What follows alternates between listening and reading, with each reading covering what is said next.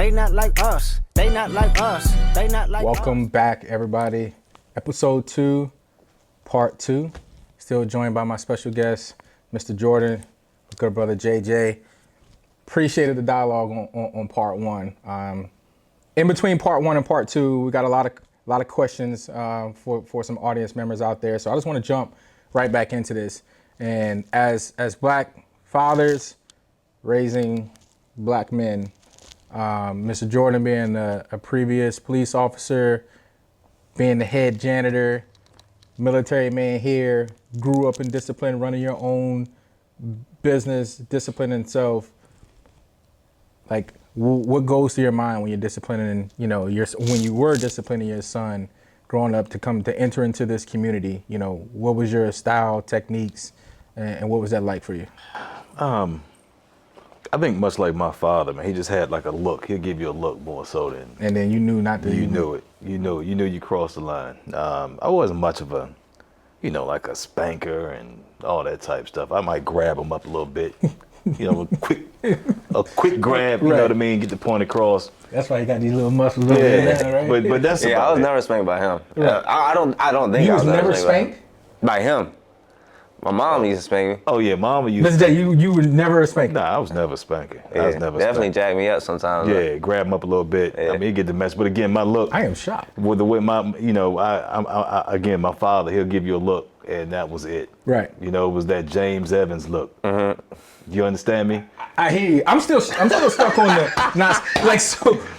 Yeah. No spankings. Was that just your philosophy? Were you just? No, I just never went there. I guess it was just never in me to spank. Him or a sister. I mean, so it was just one of those things. Right. Yeah. Jay? I don't think my sister ever got a spanking, ever in her life. She was the favorite. Yeah, easily.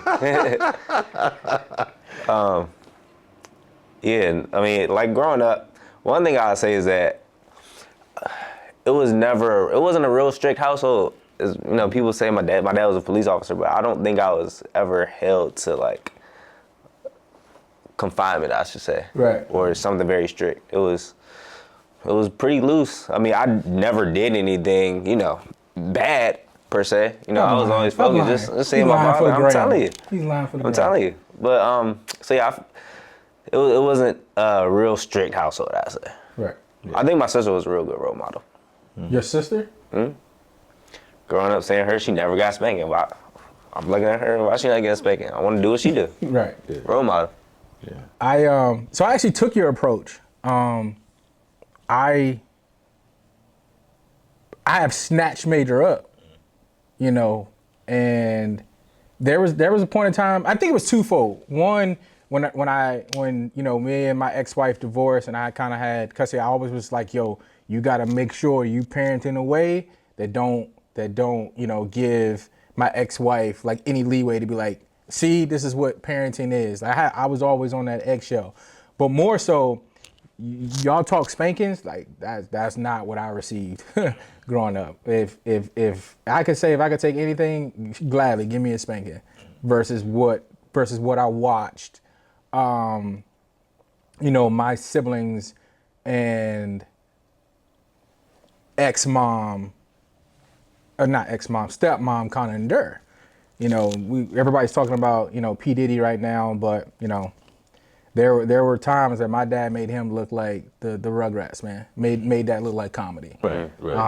And so when I got to a point that it was my time, I had to make sure that I wasn't going to, do that to my kid. Right. Like, because there's a way that you can discipline without physically harming a child. Right. And so for me, I just, regardless of whatever this world was going to do, I think that just comes with being present. And you hit on it a little bit earlier when you talked about your dad, the audio matched the visual. Mm-hmm. He was telling you, but he was also showing you this is what fatherhood looks like, being up. Mm-hmm. Like I said, my dad did a lot of good deeds, but I would say the audio, wasn't quite syncing with the visual. And so for me, that was a problem. And so when Major came about, that came with his own initial struggles, because I was fearful of, would I subconsciously subject my son to what I was subjected to? would I subject my son to what I watched my older siblings go through? My sister's the oldest, and she got dragged downstairs. My brother, oldest brother, love him to death. Like my two oldest brothers are who I would say I emulate the most when it comes down to fatherhood. And they made thousands of mistakes, still making mistakes. But what they did is they showed me what not to do. And they didn't really have anybody showing them what to do. It took a long time for me to be able to like really give my brothers and my siblings the amount of love and respect that they deserved. I didn't give them a lot of credit. I recently made a post not too long ago where I kind of highlighted how important my family is to me. This is the first time I've been stationed back at home. And my brother was flanked to my left, my other brother was flanked to my right. And again, they made some errors and mistakes. And I never allowed them to kind of coexist with my career field, being on the military, because I was fearful of, not necessarily the military not accepting them, but what they would say about them that would infuriate me, because there's times that where there are leaders that make you feel like, you have to come from a perfect two-parent household. You got to fit this image in order to be successful. My brothers wasn't that image, but my brothers gave everything to make sure that, I didn't steer down the same path that they did. I had all the opportunities to make the same mistakes, but my brother would get in my ass the moment that I even thought about going down the same path.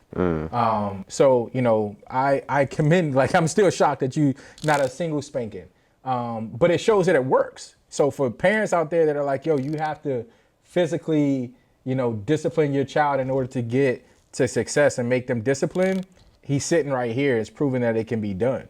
But it took time. It took a lot of effort to shape that for you. And so one of the other questions that we got, Jay, and kind of putting you on the hot seat here as, newlywed. Congratulations on that. Appreciate it, man. Haven't seen his wedding, go ahead and TikTok it. It'll probably be one of the weddings you can't afford, but give it a shot. Star-studded wedding right here. Shout out to Tyler, because y'all put on quite the spectacle. Yeah, definitely. But for that, what has being married changed about your parenting, if any, or what are some of the biggest lessons learned that you've noticed? Still early on, man. I don't think anything so far. Of course, we just talk about, as he's getting older, different ways we can discipline him. He's getting his testosterone, trying to hit people and stuff. But we just trying to figure out the best way to discipline him so he'll learn not to do something that we don't want him to do, essentially. Right. It's something that he shouldn't do. Right. Do y'all have you noticed a parenting difference in the way she parented versus you? I don't think so. She's a little softer, but I mean, it's still the same you style. You can pay for that later. I know. Just use what you want to pay for that later. Yeah, I know. But yeah, we're in agreement with that, pretty much everything. Right. But are you prepared for a point in time to where y'all not on the same page when it comes down to parenting? That's a good question. Yeah, probably. I mean, we communicate very well, so I think it'll be, we'll see what happened and just talk about it later. Right. You could have done this X, Y, Z different and game plan from there, man. Yeah, communication is critical. Me and Pre, man, I'm probably gonna take some punches too. Me and Pre we noticed we parent different.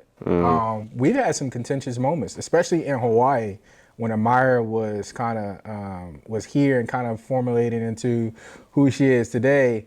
But I was more so of I'm not here to be your friend. I'm here to be your parent and get you to, where you can be successful. I'm very big on, again, there's gonna be a point in time that I'm not here no more. And when that happens, have I instilled the morals, the values, the beliefs that you need to have in order to go out there and be successful? My wife is very loving, very, very loving. My wife will walk around with a baby in her hand 24/7 if she could.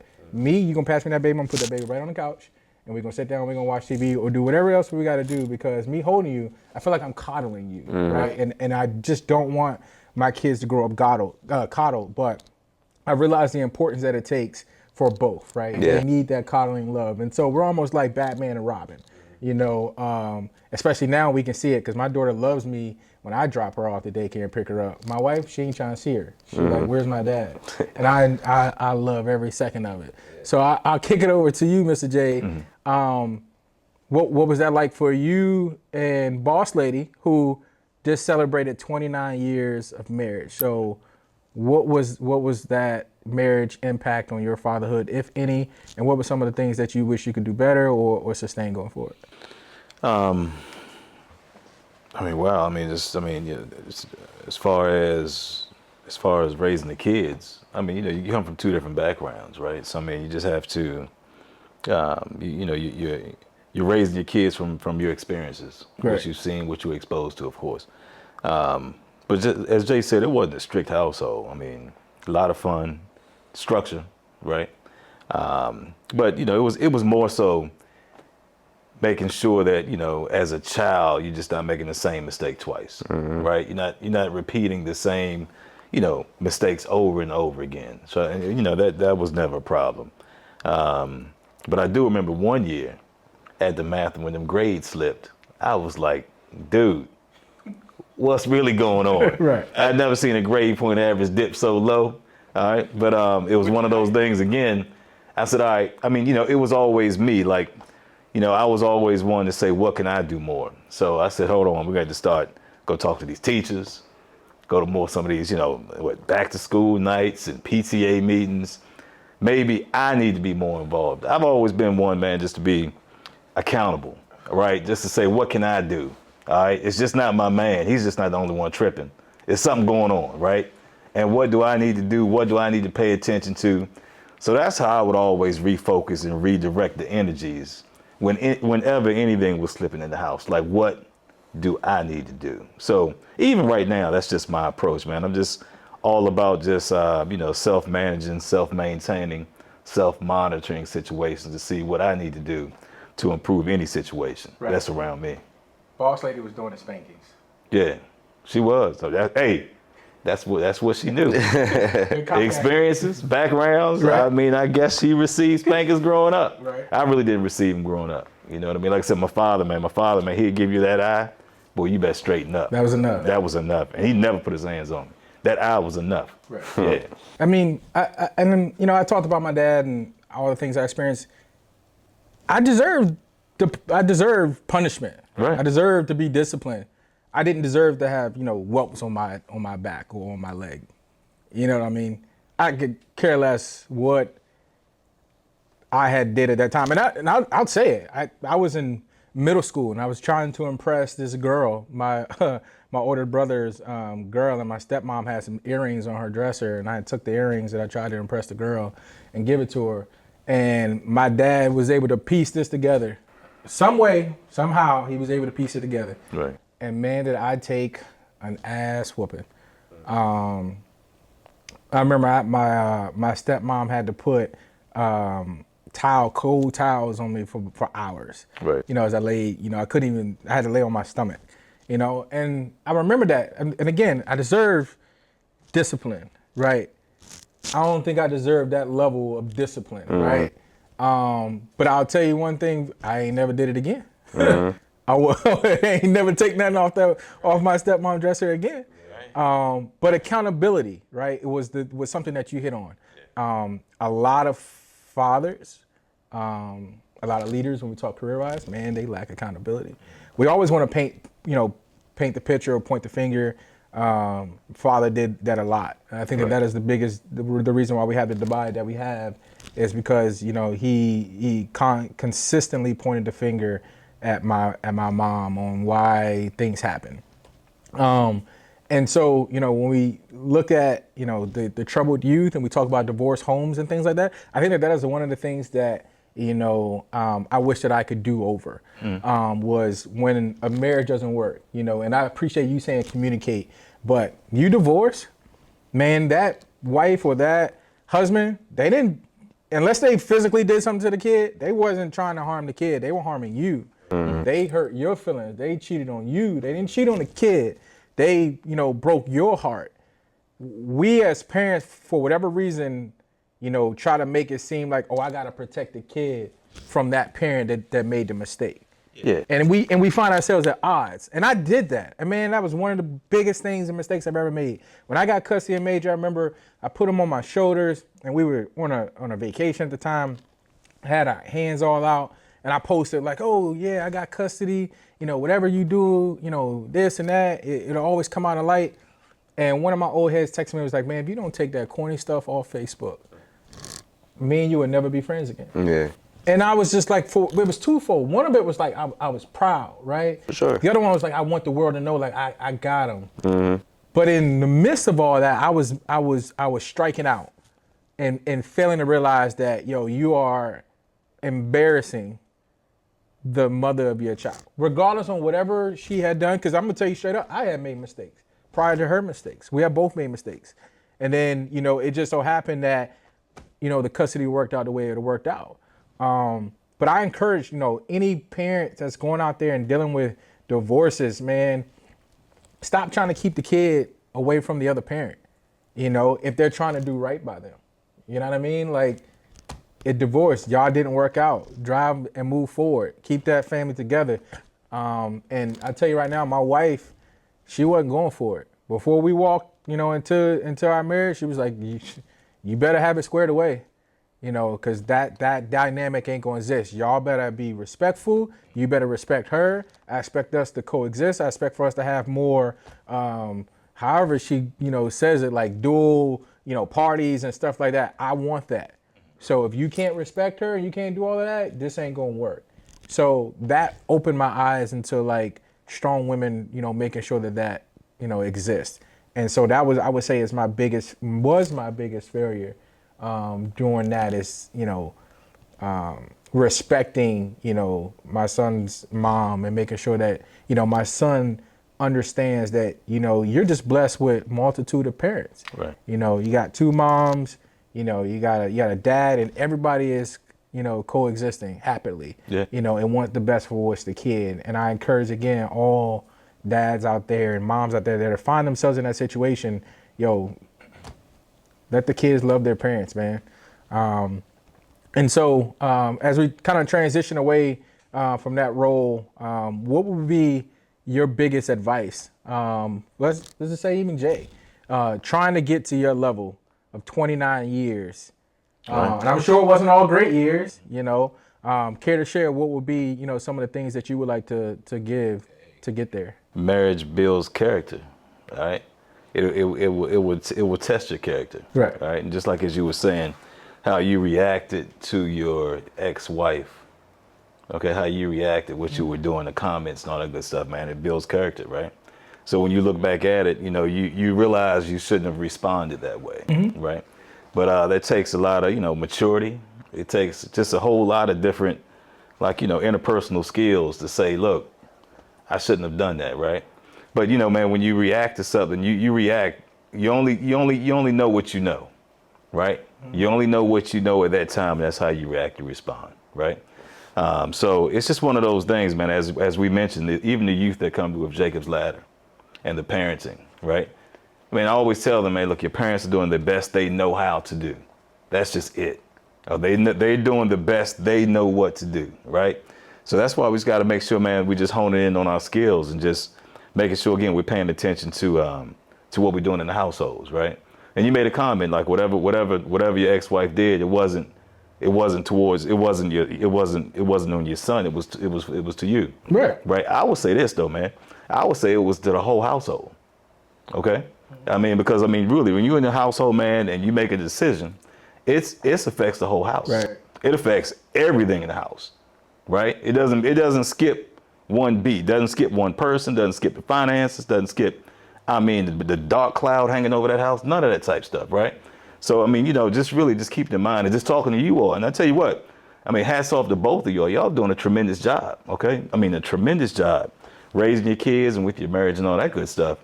But 29 years in, when you decide to make a mistake, whatever choice you decide to, participate in, it's affecting the whole house, not just your spouse, the whole house.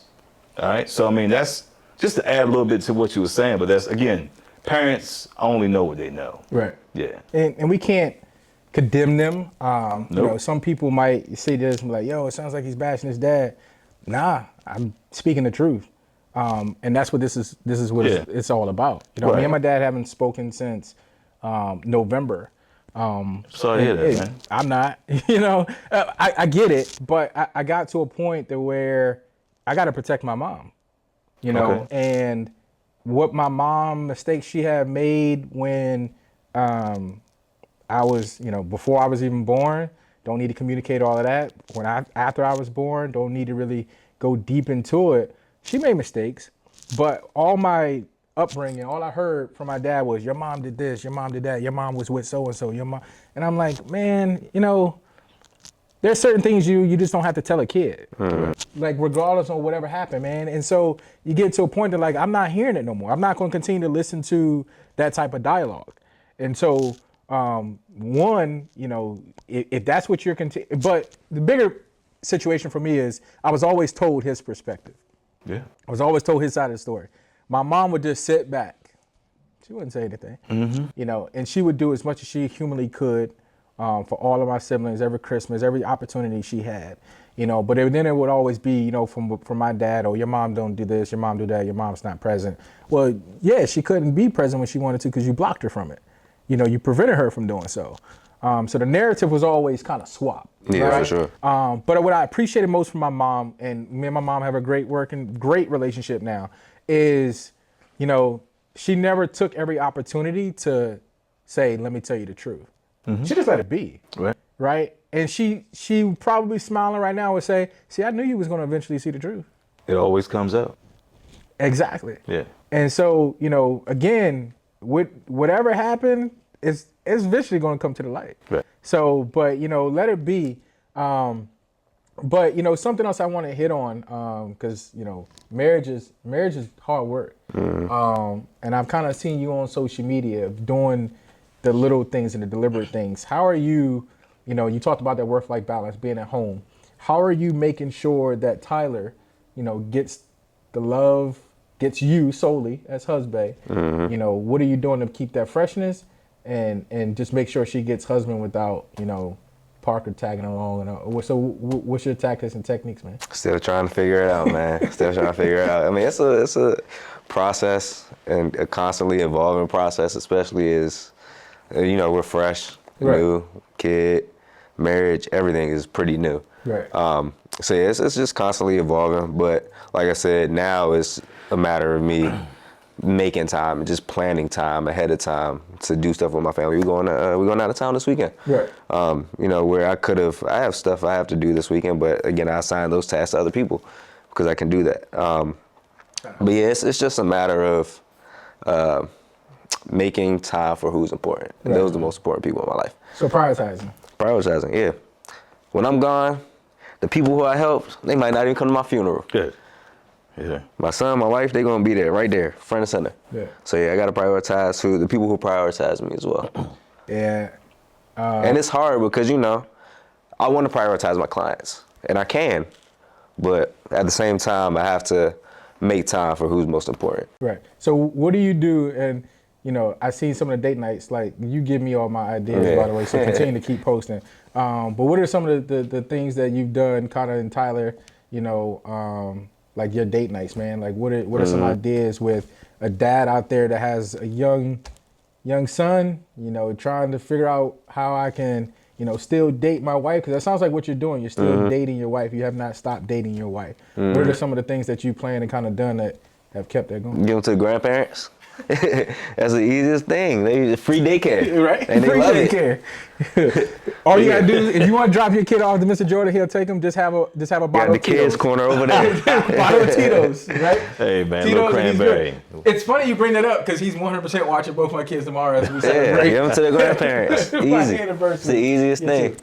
But so what have you done? Like, what are some of the dates that you've taken kind of Tyler on? Cooking class, that wasn't the last one. I mean, one thing, we just like to go out, hang out in the city. We like to eat. Right. Happy hours.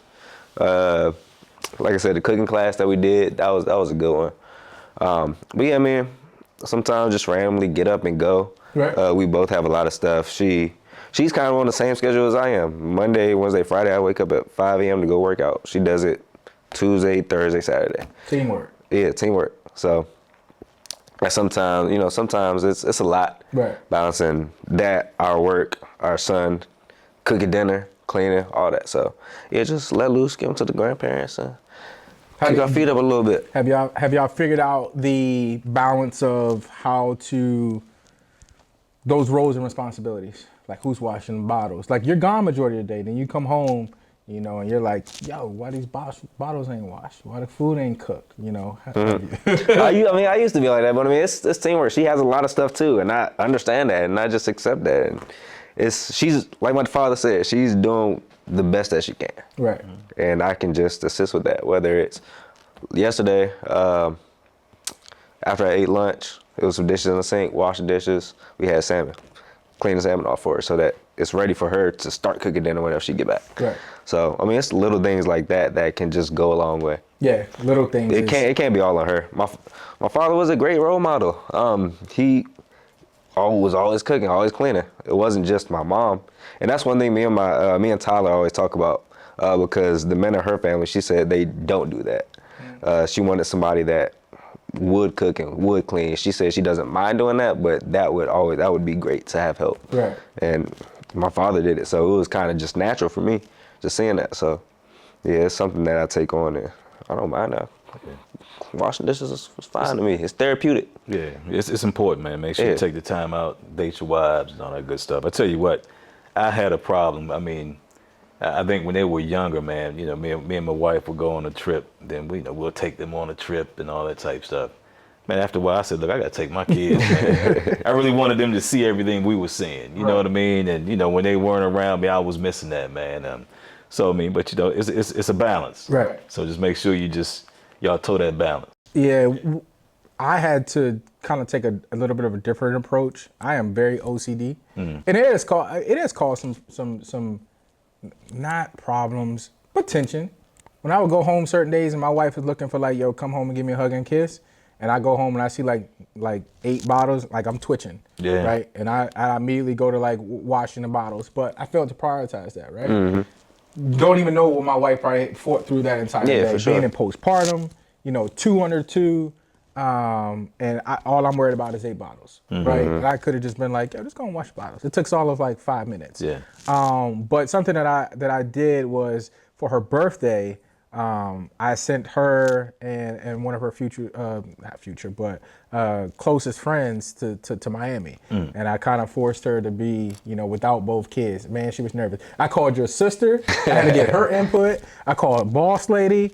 I called like 20 people. It's like, yo, is she gonna be all right if she do this? Like, how do I make this happen? But that time away, so I hope moms are really doing that. And fathers, like, you know, I'm not a therapist. I don't know it all, but I'm gonna tell you, when she left, she was nervous. But when she got there, she truly appreciated the alone time of being like, I'm still that. I can't say the other word I want to say, but I'm still her. You know what I mean? She put her, you know, her bikini on. She went out there. She flaunted her stuff. You know, danced on the boat, and came back rejuvenated. And so it highlighted the importance of, you know, one, how difficult postpartum is for a lot of women, where they feel like they're trying to get back to just them.